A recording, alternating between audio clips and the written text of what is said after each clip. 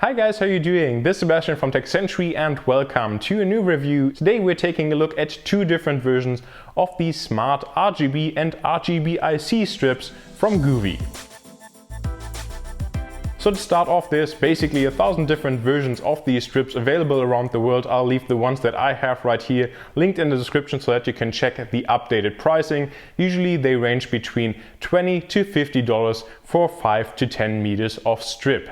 Now I really like to use these strips as an alternative to my Philips Hue system because the Philips Hue RGB strips are very expensive. So here you can get 5 or 10 meters for the price of like 1 meter from Philips Hue, and that's great to see.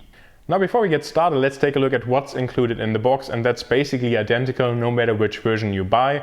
First off, we'll have of course the LED strip itself, then also a wired remote which is white and offers 3 different buttons for physical control over these strips, and then also some screws as well as like these little plastic things to really attach them to the wall, for example.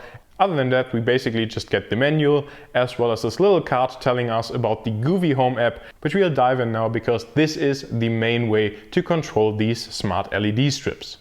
So here I have my Galaxy S10, and then we'll just search for the Govee Home app, and here you can also see that it's already showing up. Of course, this is available for iOS and Android, so no matter what phone you're using, you should be good to go. And then here we see already my 3 different LED strips. Now I have 2 versions of the Dreamcolor Bluetooth version that you see right there, and 1 version of the Wi-Fi strip that's also installed here right behind me on the setup. So first we'll take a look at the Wi-Fi strip. So if I click on the Wi-Fi strip, you can see that it's loading, and then you can already see that I have control here, for example, from 1% or 19% to 100% of the brightness of the LED strips. I can also set a timer, so to say, I want to shut it off at like 10 p.m. Then I can also choose that it synchronizes to the music. Currently there is no music, so it basically synchronizes to my voice. Then I can also set a specific color. So here we have a couple of different colors: red, orange, yellow, green, blue, a lighter blue, purple, and this is white. Now there are no white LEDs on there, so it's basically mixing all the RGB colors. Yeah, which doesn't look too great in my opinion. This is why blue here is actually my favorite color that I use most of the time. And then we also have different scenes to choose from, but you can already see here in the background that this basically means that there's always one color like cycling through. So it might go from like red to orange or blue to white, but in the end the entire strip is always in one color, and this is a difference that we have here on this Wi-Fi version to the RGBIC strip that you'll see in a second. So here usually again I put this to color and then on blue, and this is my favorite color.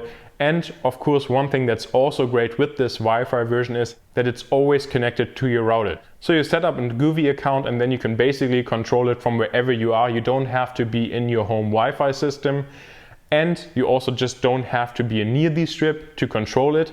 And of course you can also control it by voice with the Google Assistant. So I can say, okay Google, Wi-Fi strip ausschalten. And there it goes, and it's off. So we also have a very nice Google Assistant integration. I don't have Alexa here, so I wasn't able to try this, but it should also work. And of course another big advantage is that you basically don't have to connect to it all the time over Bluetooth, which takes a while. So this is a difference that we see, for example, if we switch here to the RGBIC version, which is Bluetooth only. So I'll close the app right here, and then I'll go again into the Govee Home app. And if I then see here, connect to the Bürowand, then you can see that it takes a couple of seconds until the Bluetooth connection is enabled. So it's significantly slower than connecting, for example, here to the Wi-Fi version. Now another thing that's different here on the Bluetooth version is, because this is a IC version and also called Dreamcolor, you can actually choose to have different segments of the strips in different colors. So in total you have 15 different sections here on the strip. So you can say, okay, I want to select all and then, for example, put them to red. Then all are red.